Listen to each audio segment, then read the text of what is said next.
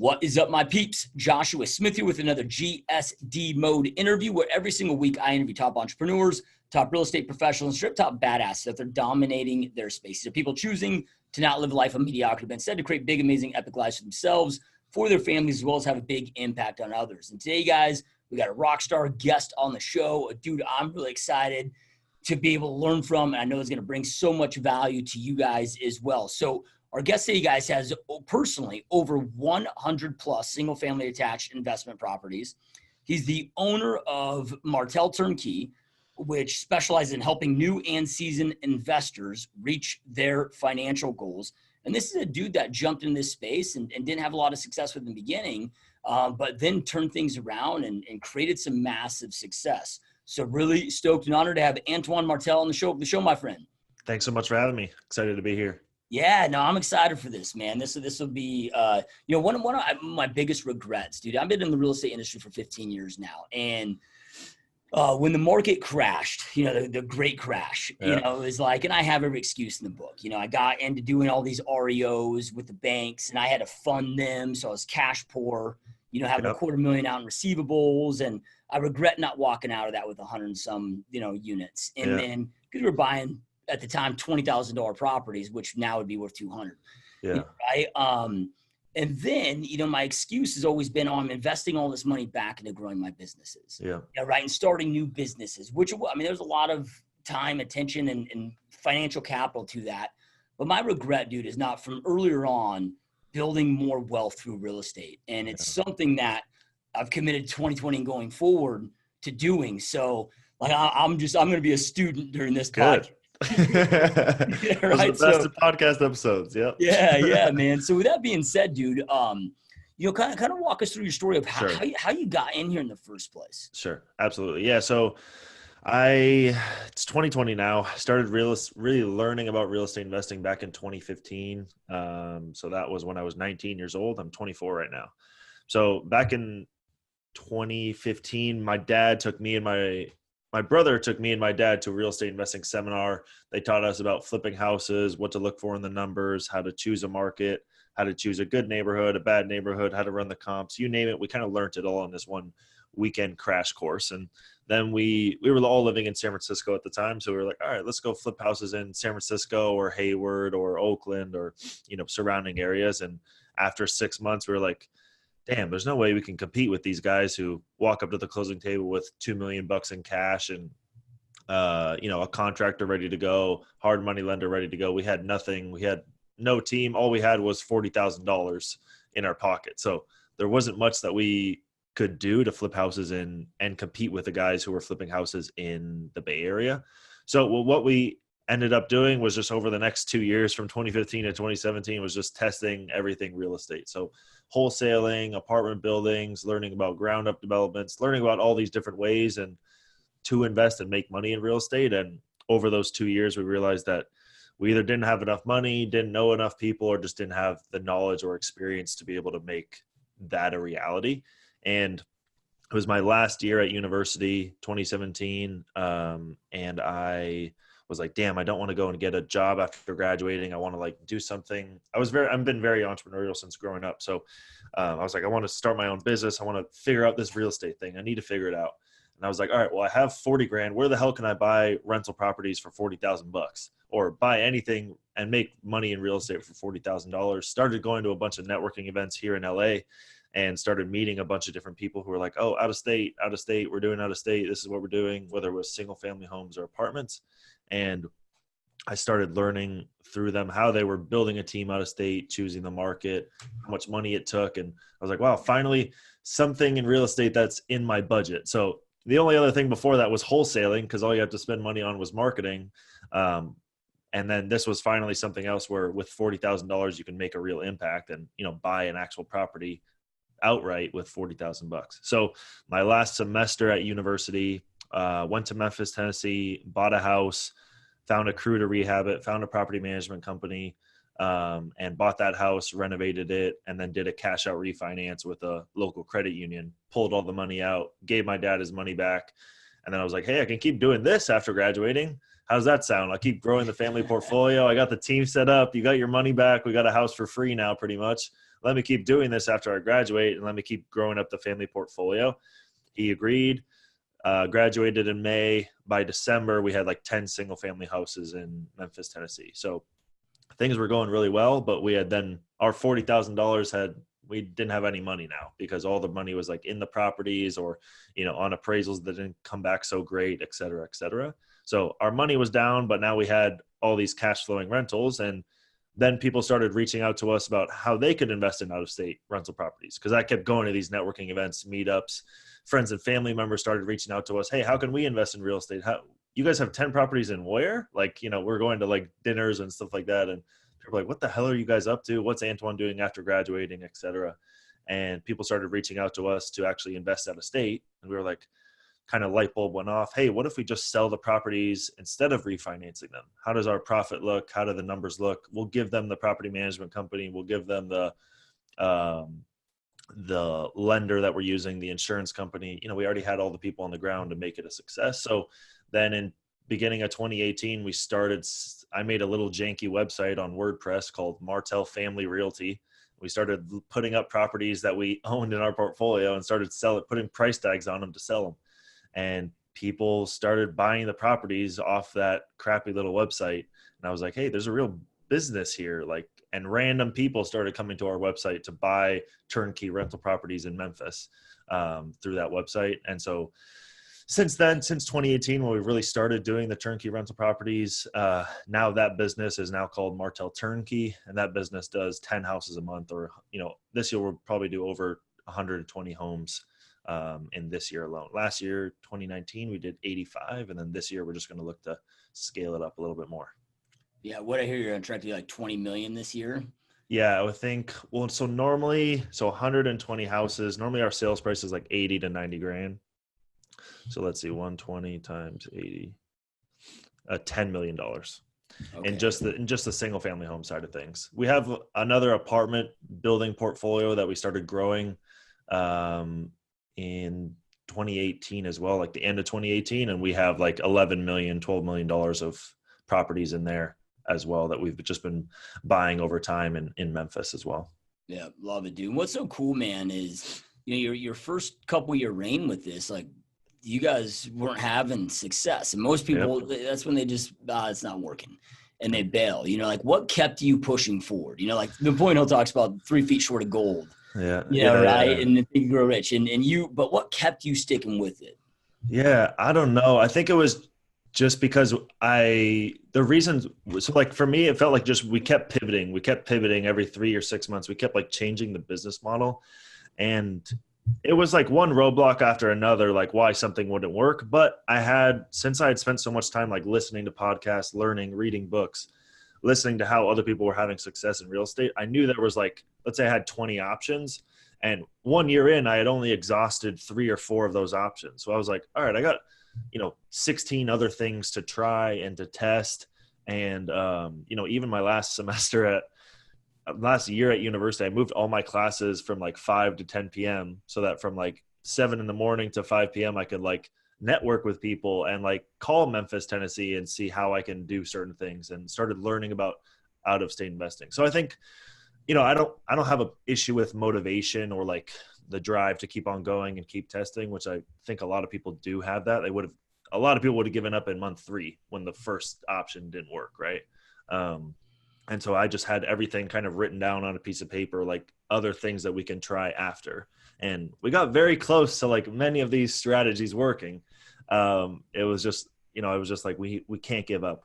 We're going to figure this out. It has to work, because I do not want to go and work for somebody else. And maybe that was the hidden motivation too, because it was around that time where I was either like, I got to start applying for jobs, or I got to put that, energy and motivation into like figuring this shit out. And I think maybe that was like a hidden motivation down, because my dad had gotten me an internship way back when in high school, and I worked for this big software company. I was like, fuck this. I cannot do this thing for 30 years. Hell no. It's so goddamn slow. And like, I have no control. My emails I write and presentations I make are, presented by somebody else with my name on the bottom. It's like, dude, this is bullshit. I'm worth way more than this. So I think maybe that was a hidden driver, that just wasn't on my mind.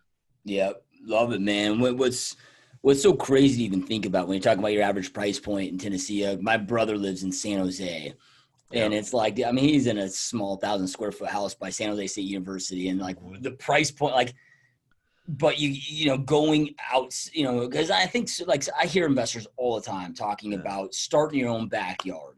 Well, for so many of us, like it's very, unless I want to put 60, 70 grand down, it's very difficult in my own backyard now to be cash flowing decent, Yeah. right, on a property. But there's always a good place, right? That's what's cool about it. There's always a good market if you're willing to expand. Now, what can you walk us through then? Okay, because I'm sure that there was some lessons learned, especially when you're doing this stuff out of state, that you need to be prepared for. Yeah. Walking through and the strategy that you guys did for those first 10 homes, and it sounds like you're I don't know if you're still holding on to some of these too, as well as selling them with them. But that method that you're doing is becoming really popular, right? And I mean, it blows my mind to think that you guys had 10 properties and it was Mhm. 40 grand of working capital to do that and build that I know. portfolio with, I know. right? So can you kind of walk us through like how you got started out of state, but then also the Sure. method that you guys utilize? Sure. So yeah, a couple of different things. And yeah, it is crazy, like just with $40,000 that this whole thing started, right? I mean, like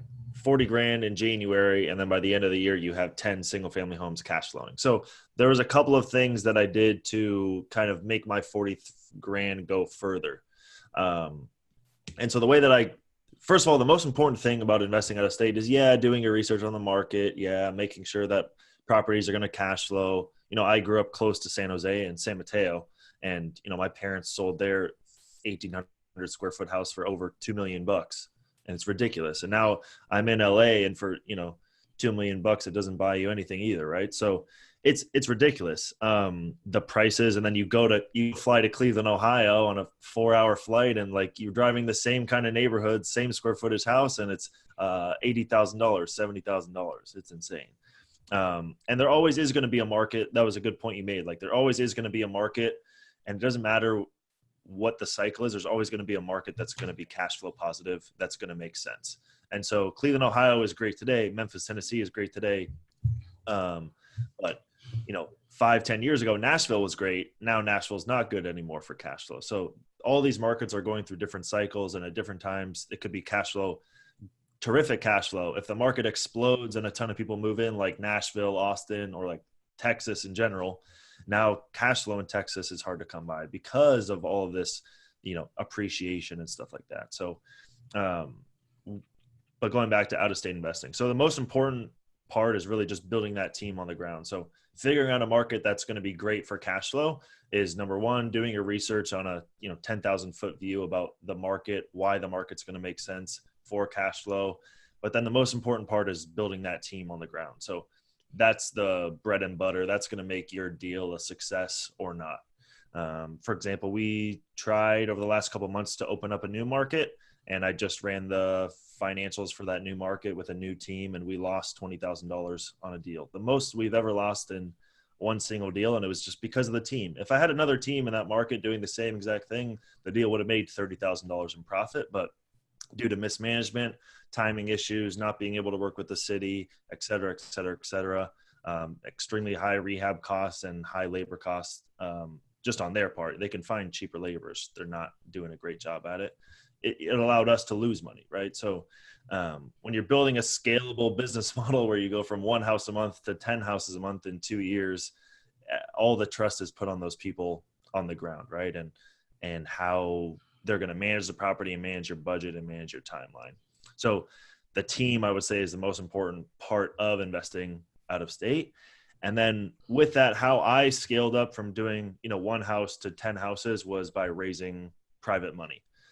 So when I first started here in LA, like I said, I was networking my ass off. So bigger pockets, I would go every single day and just write messages to random people who lived in LA. Hey, I'm a college student at LMU. I'm looking to invest in real estate. I've been looking in Memphis, Tennessee. I have a team there.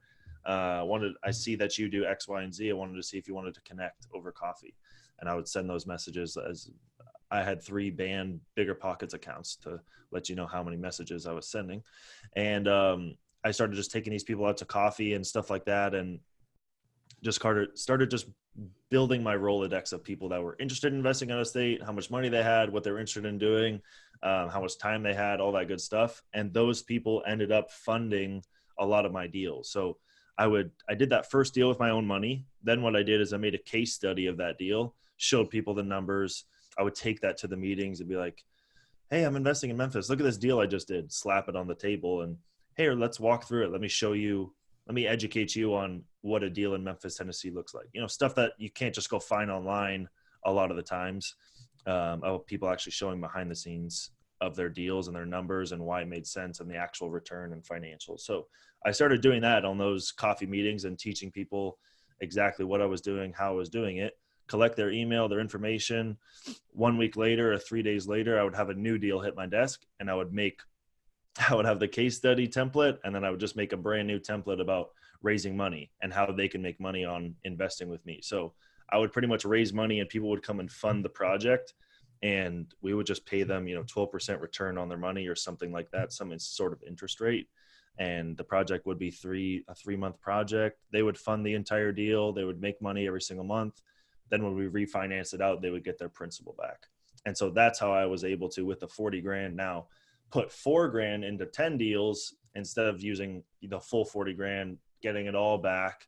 It was just a much slower process because I could only do one deal at a time. So I was like, shit, if I can just raise, $36,000 from 10 different people, 9 different people, 8 different people, and put 4 grand into each deal, then great. This is going to allow me my team can scale on the ground with the construction and the property management. So all I need is the money. And how can I get that? And how can I make it, incentivize the people who are investing in the deal to lend money to me pretty much. Yeah, love it, dude. So definitely has a lot of follow-up questions there. But the first thing is, you talked about the market research. And with our listener base being real estate agents, they typically know how to do the market research, or, they can figure that out. I'm confident on their, their own potential, but when it comes to, I'm really intrigued on the team, man. Like I had one of my rental properties, and I learned the hard way with this, but I had a property management firm that would accept partial payments. So it ended up taking me, long story short, it took me like 9 months to evict this person, never getting a full payment out of them, right? Then I get there and the property's just destroyed, eviction. And then I was like, okay, hey, lesson learned. Don't ever accept partial payment, right? But I had to learn that lesson the hard way. And when it comes to you say the most important thing is coming up with that team. And especially when it's out of state, like how do you come up with a team? How do you interview the people? How do you vet them? Like what are some like key things you would say when it comes to vetting that team? Got it. Yeah. So the first and most important part of the team is that property management company. So the property management company is going to be number one, and they're going to be your hub spoke, your referrals to all the other people on the team, the contractor, the realtor, all that stuff. So the property management is going to be the first person that you find. And the way that I was just finding property management companies was I was going on Google and just calling every single property management company in those markets and asking them a series of questions. At the beginning, I was literally just downloading questions online and saying, what do you ask a property management company? And I would ask them those different questions online. So that's really how I was starting with finding the property management companies. And how many doors do you manage? How many years have you been doing this? What's your eviction history? What kind of markets, what neighborhoods do you guys stay in? What class of properties? Are you guys okay with out-of-state landlords? Do you guys have a property management portal that allows me to access all my financial information? So I would just start with downloading a list of questions online and then just asking them that. Then what I started to do is actually go out to the markets and meet up with the property management companies in person, see who I vibed with the best, who I had the best relationship with, and see who I can, have the best relationship with in terms of just vibe, I guess, and also like where they were trying to go with their business. So if the guy was like 70 years old and been doing this for 30 years, he may not be the right property manager for me because I was young and hungry and looking to scale. So maybe I would need to find another property management company who was actually looking to scale and grow their business. Yep. Love it, man. And have you found any, because you got some of these juggernaut, like nationwide management companies. I mean, have you found, something like an umbrella for all of them, or is it just really hyper local to that market? And you got to go through this almost with every market that you're in. Yeah, you got to do it with every market. And what I looked for property management companies that were like a little bit smaller, like 200 to 500 doors. they were a little bit easier to work with. They were looking to scale their business. And most of the time they were doing like a more personal job. Whereas like these nationwide guys or guys who like managed 2,000 or 3,000 doors, they just had like every like new client that they would come in just didn't get like the personal touch, which is what the out-of-state landlord, the new landlord wanted. So these smaller companies, smaller guys were like really, hand holding the investors and clients through their first deal, through managing that first property. So I was kind of looking for the smaller end guys. I tried it out with a couple of the big guys, and, all new clients were kind of just a number on an Excel spreadsheet or, on the CRM. So it wasn't really like a personal touch that, me and my clients were kind of looking for when first getting started, because it kind of helps numb the nerves when you can just pick up the phone and talk to somebody instead of, everything needing to be in an email or through some sort of portal or something like that. Yeah, love it, dude. So, all right, so you're taking on these properties, so you're buying them, then you're doing all the repairs, the rehab, put a tenant in place, get it rented out, and then when it comes to the refi, to pull that back out, is there, it's like, all right, if I'm going to sell a home, rehab it and sell it, let's say a flipping house. I mean, there's stipulations for like, certain loan types out there where you got to hold it for a certain amount of time. I mean, is there a certain amount of history when you do that refi or things that you should watch for in order to get your money back out successfully? So yeah, there's a couple of things when you're doing the refinance is a big part. And I tell a lot of people who are doing the BRRRR strategy to watch out on the refinance, because that, if that refinance or that even that appraisal comes back bad, I mean, your whole deal is toast. So figuring out a lender who can do your refinance before you even buy the property is going to be big. Asking them what their seasoning requirement is. So that's what you explained. Like, how long do you have to be on title? How long do you have to own the property before you can do a refinance? That's probably the biggest question you want to ask a lender. And then also getting pre-approved with that lender before you even buy the property is going to be important. And I would highly recommend that, because a lot of people buy this property with hard money or use their own money. They renovate it with their own money, and then they go to the refinance and the bank's like, oh, hell no, we can't lend to you. You don't even have W-2, or your credit score's shit. We can't lend to you. So they can't even get the loan. They can't even do the refinance. And now, they have all this money. They're only left with, really selling the property, because if you hold it, your returns are not going to be all that great. So I would definitely recommend finding that lender who's going to do that refinance from the very beginning, getting pre-approved with them. So like you have all those people set up on the back end, because that's really where your money is made, is on that refinance if you're doing the the BRRRR strategy. Yeah, and this may seem like a totally idiotic question, but I'm going to ask it even at risk of sounding like an idiot, because I don't know, right? But if you, like if I'm buying a commercial building, right, they treat the commercial building like a business. They're not necessarily qualifying me, in my income with that. But in single family, it's a different ball game. So when it comes to that, like, let's just say you are cash flowing $500 a month on that rental property, and you're going through that refi. I mean, are they taking into consideration they have a money making asset, or is it still all based off of your personal income? It's all based. So Fannie Mae, does the Fannie Mae, who does the residential loans, which are called, the residential conventional loans, they don't care about the property at all. It's all about you, and can you make those mortgage payments, even if there's no tenant in place, all that kind of stuff. So they're adding that new mortgage, $400 mortgage for, a $50,000 loan, for example, to your profit and loss, your personal income statement, and seeing if you, with your W-2 or 1099 income, can pay for it. So whereas if you're 5 units and greater, now it's a commercial loan. Now most of those lenders, not all of those lenders, are going to base their loan based on the cash flow of the building plus your cash flow. So they want to make sure that, the building is making enough money, but if it doesn't, then can you cover it? Do you have other income, et cetera, to support that? So yeah, for all residential conventional mortgages, it's all going to be based on that property. Based on the person who's signing on that loan. So yeah, all of our clients who buy the turnkey rental properties from us, they have to have W-2 income or 1099 income for the last 2 years, or else they won't get approved. They won't be able to get that loan. Even though the property's making a net cash flow of $300 a month, still they're not going to be able to get approved for that loan.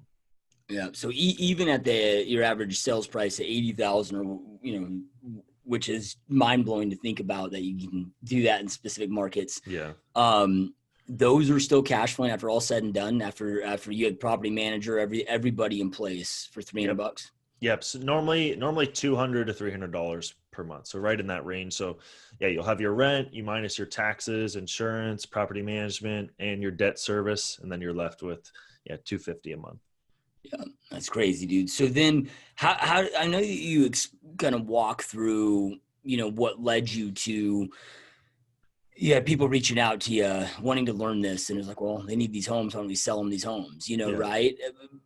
But at what point did it just click that, man, we're onto something here, and we can really scale this? Because I look at this like the biggest, I guess, block for me wanting to go out there and do it is I don't want to manage construction crews, right? I don't want to have to go babysit and figure out the property management thing, right? It's like Martel Turnkey. I mean, that's like for a busy higher income earner, right? I mean, that's like the perfect setup. Yeah.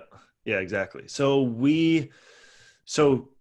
there's a couple of things. So managing all the construction crews and stuff like that, we hired a project manager. So we have like a project manager person who manages all the construction projects that we have going on the ground to kind of take that off of our backs.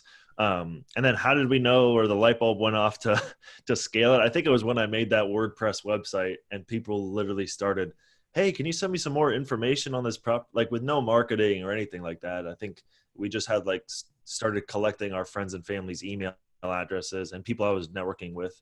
Then we started doing email blasts to those people and, hey, here's a property we have if you want to buy it before we refinance it. Here's all the numbers. Here's what we can get for you in terms of the loan and stuff. And then people literally started reaching out. Hey, yeah, can we set up a call? Can we set up a call? And I was like, and then somebody like made an offer. All right, cool. Sounds good. And then I think that's when the light bulb went off. And then I looked at my profit and I was like, wow, I make money. They make money. They're going to make money for the next 30 years. They get the property management company. We're helping them get the loan. We're helping them get insurance. It was like a win-win situation for everybody. And I was like, this is fantastic. There must be, if this one person from my 100-person email list is going to buy something, then what if I had an email list of 20,000 people? How many of those people, and just through networking over time, how many of those people are going to buy properties? And so it was like, that's kind of when the light bulb went off for me about the business. Yeah. Yeah. Love it, dude. Are you guys, cause I know you started this in Nashville. I mean, have you expanded to other markets? I know you mentioned, Ohio, but I mean, have you expanded to multiple other markets, or are you still just really hyper-focused on Nashville? Memphis. We started in Memphis. Memphis. That's where we started. And then after about a year or so, our construction crew in Memphis was super busy with all the houses we were doing because they could only like handle 4 or 5 houses at a time. So we're like, all right, what if we can either find a new crew or we can go to a different market and just build an identical team pretty much. And I thought that was a better option. You get 2 markets now because if one market does, crash and burn, then at least I have something else to support my portfolio. So I went to Cleveland, Ohio. Pretty much I booked a flight a month out and I just started calling property management companies. Hey, I'm a real estate investor. I'm coming to Cleveland, Ohio. Can I meet with somebody on your team and just, hang out with them for the day and show me your office and all that kind of stuff. Went there for Monday through Friday, met a new property management company every day, went home on the plane back, chose the property management company we were going to work with. And then they already had, contractors that we can work with. They already had inspectors and, they already had the network. And then they, of course, were the property management company. So they're going to manage the properties thereafter. And I was like, all right, perfect. I found my team in Cleveland, Ohio. Let's try to see so we started with 1 project. It went well. Then we scaled up to 2 projects. And then, we've slowly been scaling up with those guys. Now we have, I think, like 6 construction crews running in Cleveland, Ohio, whereas in Memphis we still only have 1 construction crew, but they've slowly been scaling up their team and stuff like that. Yeah, love it, dude. So you talked about things to do and things also to avoid when it comes to the development of the team, importance of the property management firm, the prepping yourself for the refi. Yeah. When it comes to the buying side, right? Because I'm sure you got to make sure that you buy right, and then also so we'll hit the buy side and then kind of get into the rehab side.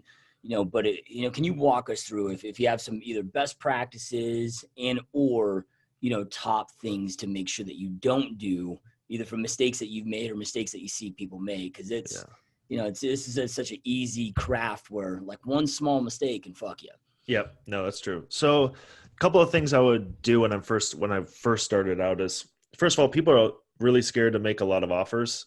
We make probably, we make probably 3 to 5 offers to get one deal. So, but that's with us and our reputation and stuff like that. So you may need to make 10, 20 offers to get that first house under contract even.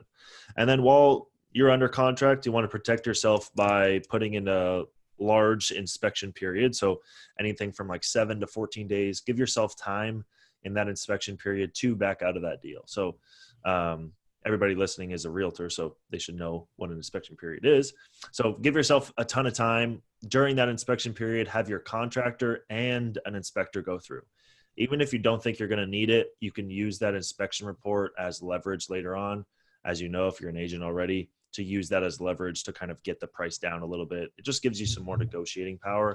And I would highly recommend it if you're first starting out, because what we used to do when we first started is, day one of inspection contingency, our inspector went through. I would get that report and I would give it to the contractor. And I would say, fix everything in this report, plus do all the cosmetic stuff. So make the kitchen and bathroom nicer and updated. And so that worked really well at the beginning. It just took it was more expensive and it took a lot of time because it was a line by line item kind of thing. But when you're first starting, if you're going to go and sell that property again to somebody else or do a refinance, then, all of those things on your inspection report are probably going to come up again. So you might as well handle them while you're doing the construction and all that kind of stuff. So on the buy side, get the inspector to go through, contractor to go through, and get a hard bid from your contractor. If you're doing the first project with the contractor, you may want to add like a 20% buffer or cushion to that number just to protect yourself. The more frothier your number looks, the better. And then the last and final thing is the ARV, or the after repair value, which a lot of people, when they're first starting, they're really overestimating the ARV and what the property's worth when it's done. So be very, very conservative with that number.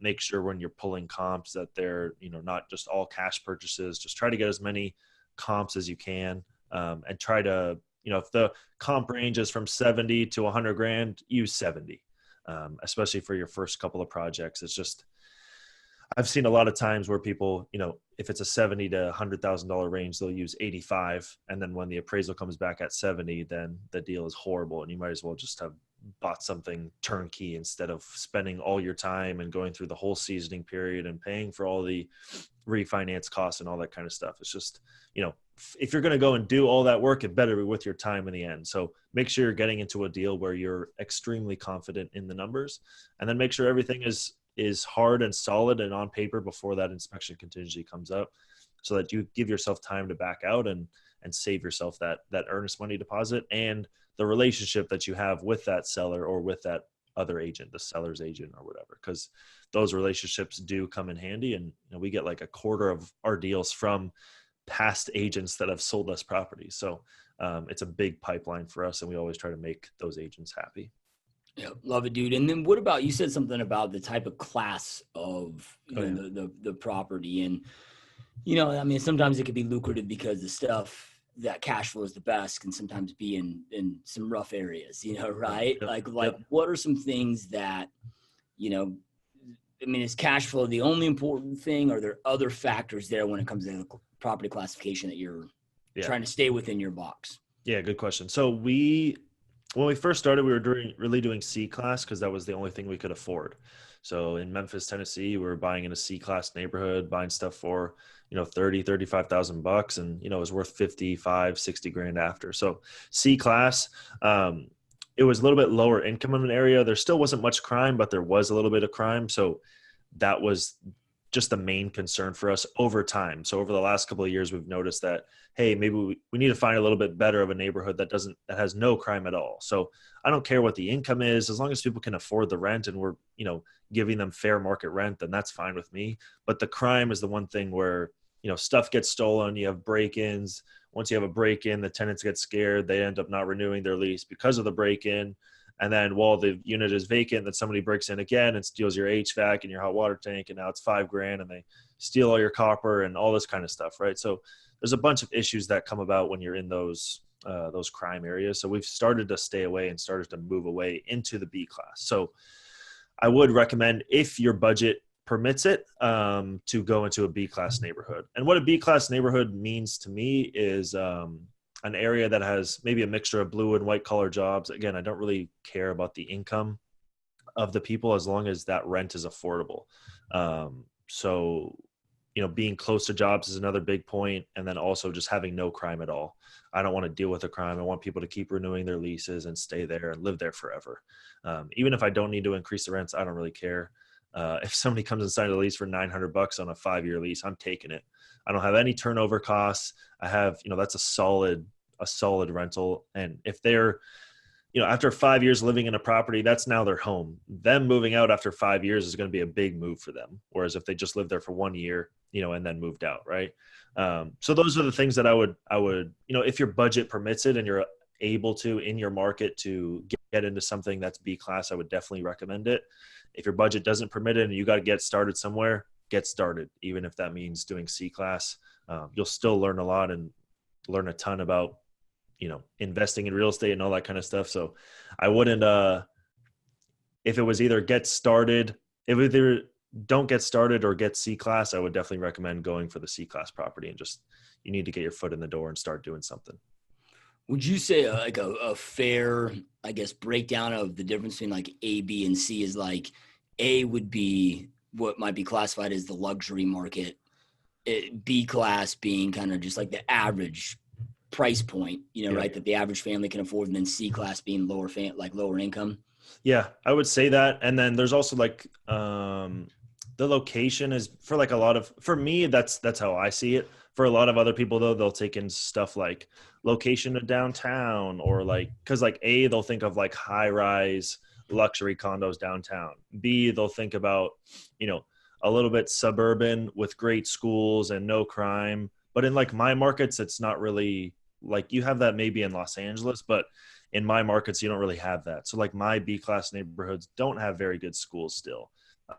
Those would be called A class neighborhoods, where like, the single family homes are like $300,000, right? So, you can have A class suburban neighborhoods that have fantastic top 10 schools, plus they have no crime, and the houses are all, 7,000 square feet for 200, $300,000, right? So it is. And everybody has their own definition too of A, B, and C class. I think it's really like depends on the market, how that market was built, how that market is laid out. Cause every city is, built in a different way. And so, I think that it changes as you go from market to market. Yeah, love it, dude. So then when it comes to when you're looking at the rehab stuff, like, and this is for somebody that's, doing a buy and hold, and again, this is coming from me, my thought process, but by no means am I at all an expert in this like you are. But, my whole thing's always been like, man, I want that, no matter how bad they destroy it, like in and out in $5,000, like carpet paint, right? Like if it costs $12,000 to just recarpet the house, like, right? Are the things that you're looking for when it comes to that, which is tenants turnover and different things, or any advice that you would have on, I guess that's kind of a combination of the buy and rehab, where things to avoid or things to look for that have worked well for you?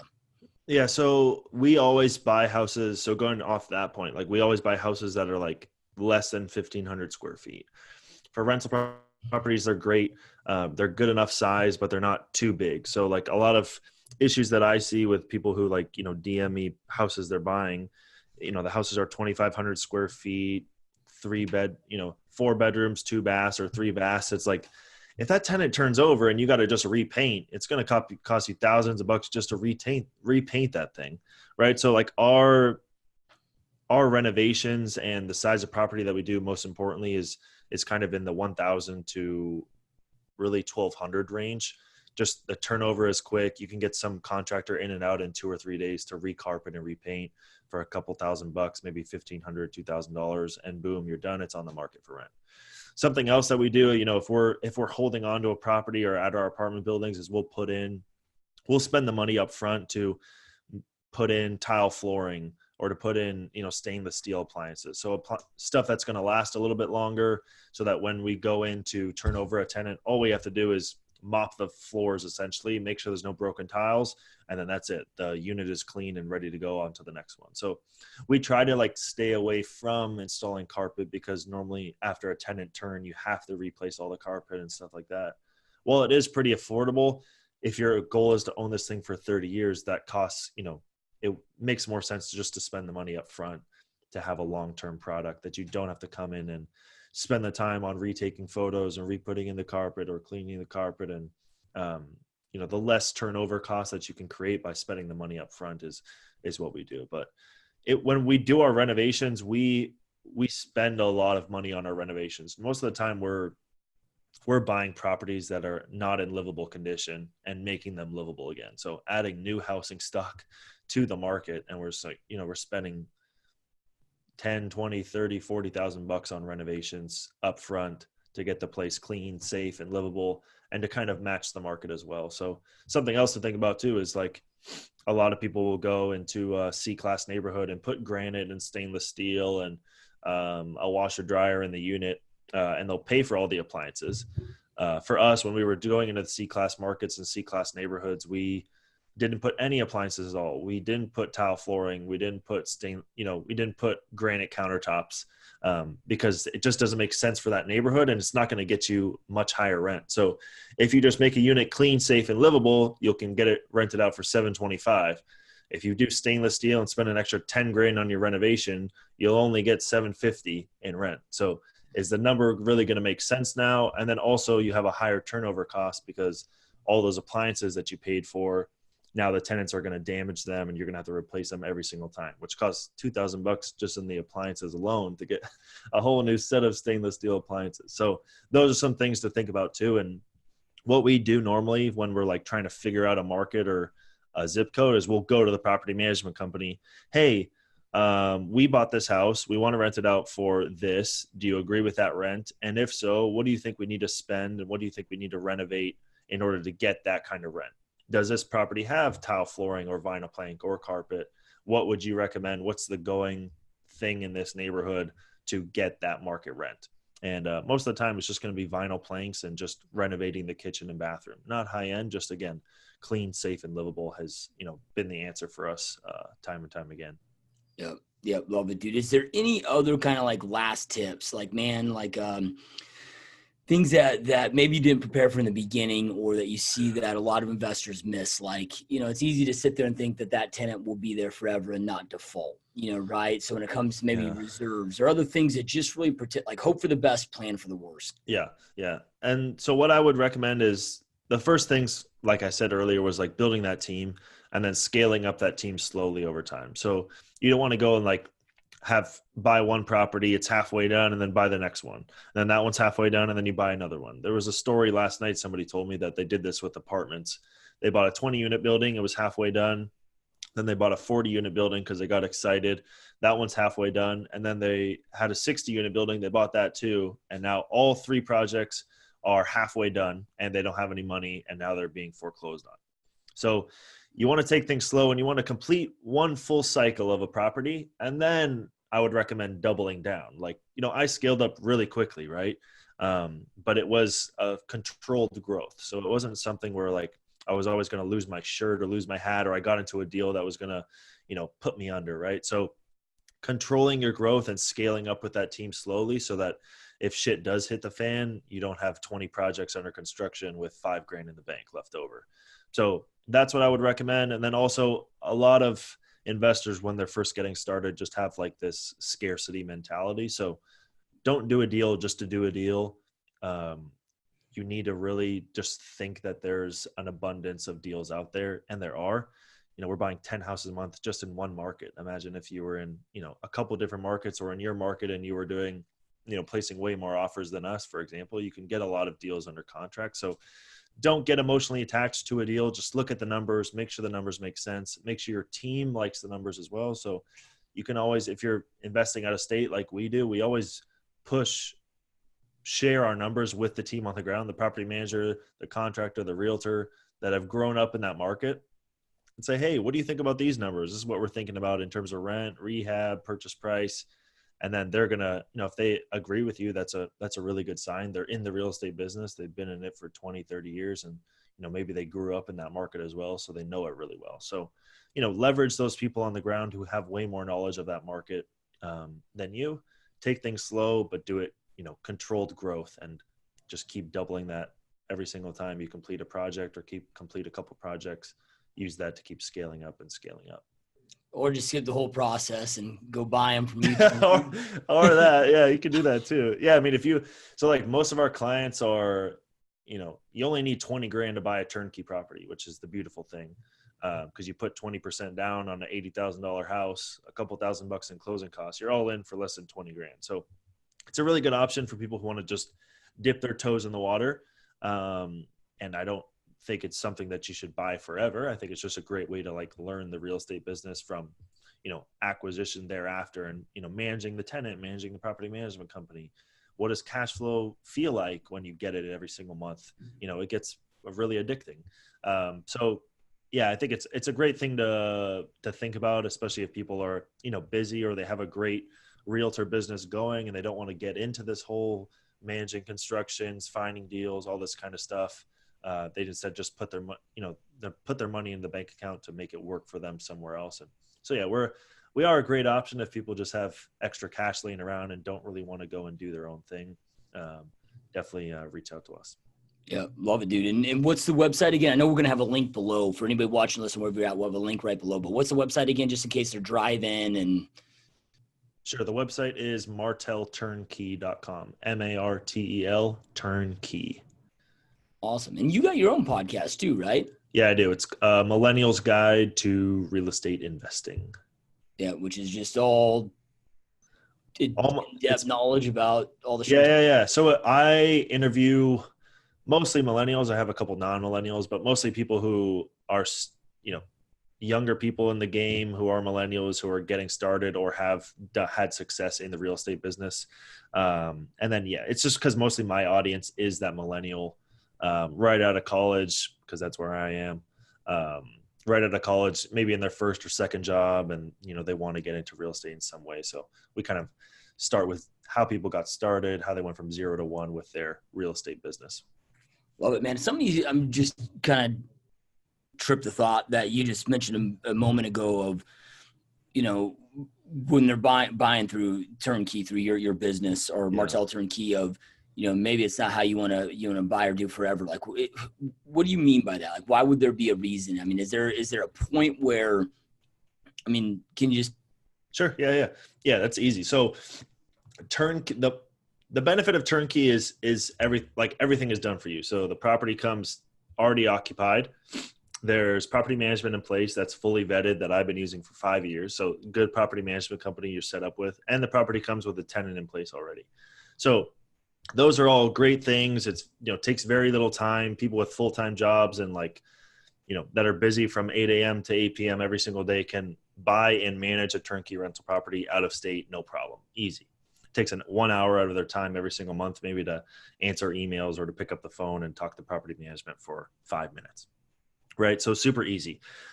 The con of it is that it takes a lot of cash. So it's cash that you're putting into a property that you can't pull out like a burr, like a flip, right? So where you're going to invest 50 grand and then, in 6 months, you're going to have $60,000 in your bank, right? So turnkeys, you take your 20 grand, you put it into something, and you're getting little bits of that plus a return over a 30-year period. So it's a very long-term investment. It takes a lot of time. What a lot of people do is they start buying turnkeys while they have that W-2 income, while they're working their job. They use that W-2 income to get the financing to help save up 20 grand to keep buying properties. But then once they have enough of a portfolio, let's say 5 or 10 properties over years, a couple of years maybe, then they're able to then leave their jobs or slow down the W-2 or go part-time and focus more on the real estate, because now they do have, maybe that was their passion that they always wanted to do, but they never had the ability. They never had a way to grow a portfolio or to learn about how it is to manage a property, manage a tenant, manage the property management company that's managing the property. So that's why I say it's not like, it's very hard to get rich and wealthy and build legacy with turnkey rental properties. It just takes a lot of time. A lot of people are using it to build up cash flow enough to a point where they can leave their W-2 jobs to focus on something else, whether that is a real estate or to, go and start another business. At least now they have that real estate portfolio, which is creating cash flow for them every month to give them that luxury of deciding what they want to do. Yeah, no, I love it, man. And as you mentioned, people have a W-2 job where the income is fixed. Where my mind always goes is my cost per hour. And one of the things, I have a lot of investor clients that flip homes that we represent. And I thought many, when in my younger years about getting into flipping, but it's like every time I would do the math on it, like, dude, on a cost per hour basis, a stress standpoint, when all said and done, I'm making more than they're making with zero risk on the commission side, right? So when you start breaking it down, it's, right, of building the time that I don't have to exhaust by letting you guys do your thing. I can keep investing my time into my superpower that brings in a lot more revenue of how my time could be spent, but if you definitely have a fixed income, I see how that can be a thing for sure. So absolutely. Yeah. Awesome. It's definitely hard to scale up the flipping business. It is hard and it is risky. Some deals you make 3 times as much as you thought. Sometimes some deals you lose money and you lose your investor money too. And now your investors are pissed. And so, it's a lot of headache and turmoil, but not everybody has a superpower like you were. Well, we always tapping into your own, your own special. Yeah, exactly. And mine's definitely not managing production crews, dude. I have zero patience for it. So, all right, man. So I ask this question at the end of every single podcast, but knowing everything that you know now today, if you could go back and have a conversation with yourself when you first entered this space and give yourself 2 pieces of advice, if you were to just vastly fast forward this success that you're on, what would those 2 pieces of advice be? So the one that I always say is to match your current resources with the best strategy. For me, it was real estate. So match your current resources with the best strategy that makes the most sense today to start. So, I had a lot of time on my hands. I had very little money, and I was in the process of learning. So I had some knowledge, but I was in the process of learning and I didn't really know anybody. So what was the best strategy for me? Flipping houses in LA and San Francisco, that could have saved a whole year of my life if I just put these things on paper. And $40,000 trying to flip houses with nobody in California, it just didn't make any sense on just the financial side of things. So I tell a lot of new people who are getting started, put all these things down on paper, how much money you have, how much time you have, how much knowledge you have, who do you know, and what can they offer? And then, that can be the easiest way to get into the game. And I think that's the other piece of the piece is just the other piece of advice I would give myself is just get into the game in some way, and get started.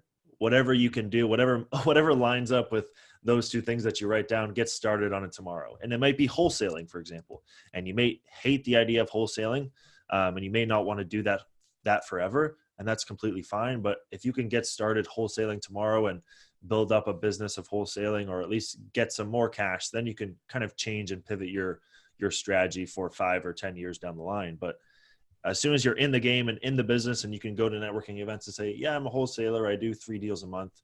Great. Now people are going to trust you more. They're going to open up more. They're going to spend more time with you. You're going to be in the game and in the real estate business and be able to connect with people on a deeper level. Whereas a lot of people go to these networking events and they're like, I just graduated college. I'm in my first job. I'm looking to build a ground up development here in Los Angeles. And I have, $20,000. And it's like, buddy, how the hell are you going to do that? And, who do you know, or why are you even thinking about that? Why don't you, so those people get way less rapport and just never get into the game because they're always looking to do, what Grant Cardone is doing. It's like, you can't just start by doing what Grant Cardone is doing.